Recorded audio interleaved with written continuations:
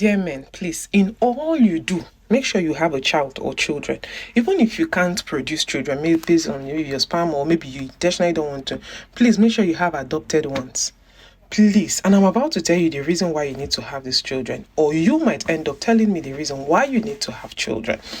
I went to visit this person based on career. Might put on like that for confidentiality. Then on getting there, this person was kind of hypo.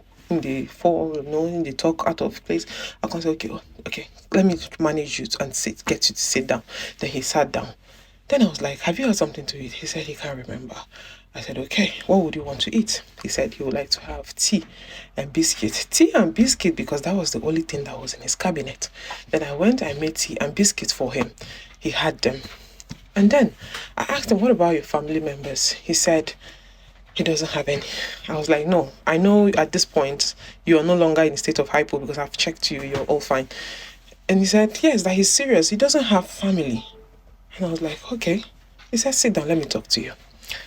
And then he told me, I was married before. He's a Jamaican. He said, I was married before when I was much younger. But unfortunately, it was a toxic marriage. I said, why? He said, because the woman was beating him. I said, beating him? Like, this is a macho man we're talking about. He said, yeah, that she was beating him. That every time, whenever they have any argument, she raises her hands on him. And because he's a gentleman, he doesn't want to retaliate. I said, okay. Then, one day, they were in a family meeting with his own family. And they burst into argument. The woman raised her hand to slap him. And then, he also raised his hand. Not just slap her, he gave her a beating of her life. And that was what led to the end of the marriage. Then he never knew that the lady was pregnant. And then after that incident, she decided to relocate, like end the marriage, and she went to America. On getting to America, she had the baby.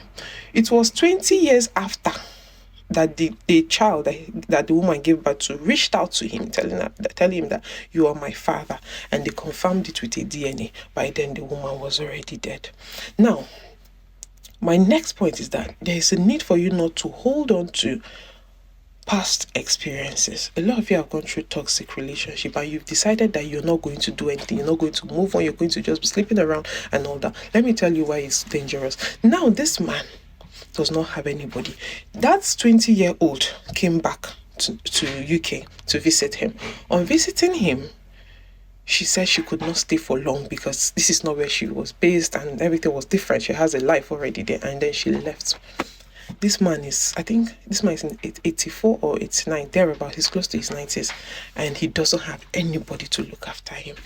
Do not hold on to past hurts. You see, bad relationship, it leaves a stain.